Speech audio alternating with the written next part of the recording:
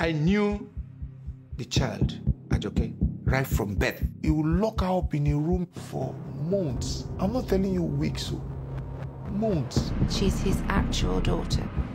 Ajoke was bold enough to confront him. I see her as a hero. She was brave.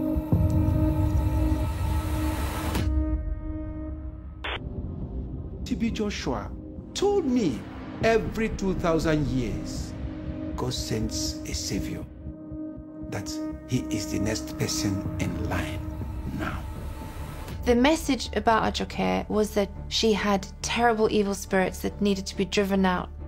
I don't think he wanted anyone to know who she was. I stared myself in the mirror a lot of times, and maybe I do look like him, maybe.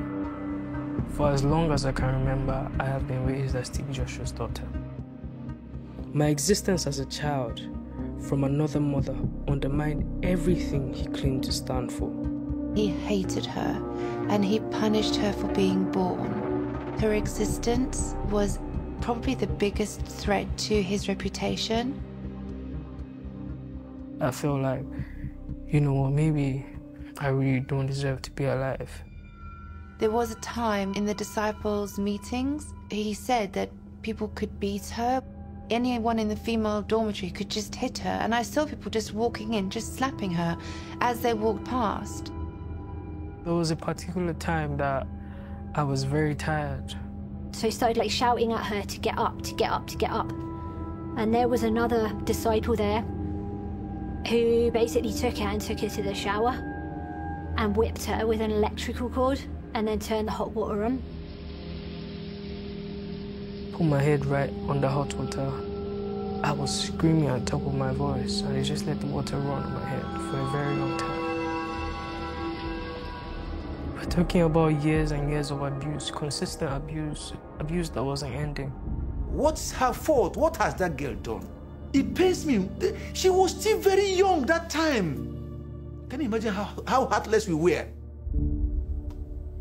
Things like that, it's scary to talk about. It's really shameful. Like that I witnessed that and I didn't do anything to help her. He took people who were good, caring, kind, lovely people, and he turned them into monsters. He designed a system for deceiving all of us disciples.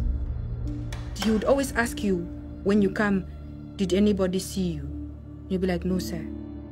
Then he would rape me again. It was a process, a very nasty cycle. A lot of women were being abused by this man. I had no idea. I thought I was the only one. I didn't know that that thing had happened to anybody else.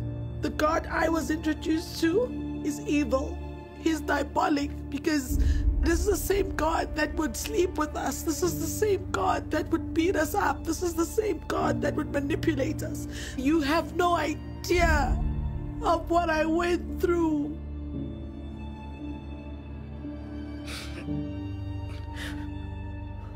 These are children of 16, 17 years. He kept all of us in slavery. Total, absolute slavery. Too many people were saying the same thing. Accounts firsthand of people who had experienced sexual abuse. She got to know who he was. And she could not manage it quietly. She escalated it. I couldn't take it anymore. I walked directly into his office and I went off. I shouted at the top of my voice, "Why are you doing all of this? Why are you hurting all of these women?" I had lost every iota of fear for this man. He tried to, stare me down, but I was looking at his eyes. He was the first person that started hitting her. Then other people joined. Even as much as they were hitting her, beating her, she was still saying the same thing she was saying. She said it plainly to him. The disciples dragged me out to the office. I was put in a room totally isolated from the rest of the church. My dad, he had fear, constant fear. He was very afraid that someone would speak up, could turn around and make him answer to those things that he had done.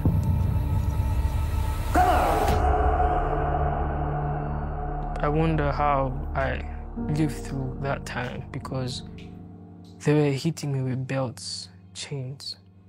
I couldn't even stand up for days after this beating. I couldn't take a shower. He was trying so hard to stop people from listening to me. This child could see what we couldn't see and wouldn't yield to the lies and was punished for it.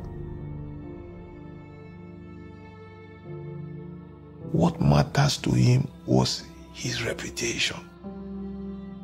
And he's ready to sacrifice anyone just to keep that name, even his own daughter. Every day, the beatings were not ceasing. Eventually, this disciple escorted me to the front of the church gate and then just left me there. I found myself homeless. The securities of the church, he has given them instruction. This girl should never come close to the gate. He doesn't want to even hear that she existed. I had nobody to reach out to. No one would believe me. Nothing prepared me for that life. She was sent on the street as a beggar. And her dad is a multi-millionaire. And this is the same person that will come out on TV doing charity, giving people a bag of rice. You know how it is to survive in the street of Lagos? It was as good as she was given a death sentence.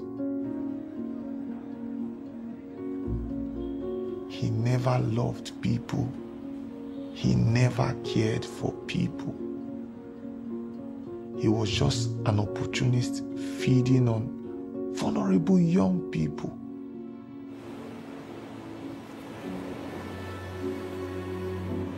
I go through my days where I'm at my lowest point, and honestly, I just want more peace, like tranquility, stability. I lost everything, my home, my family. But for me, it comes down to the truth. And for as long as there is breath in me, I'll defend that until the very end.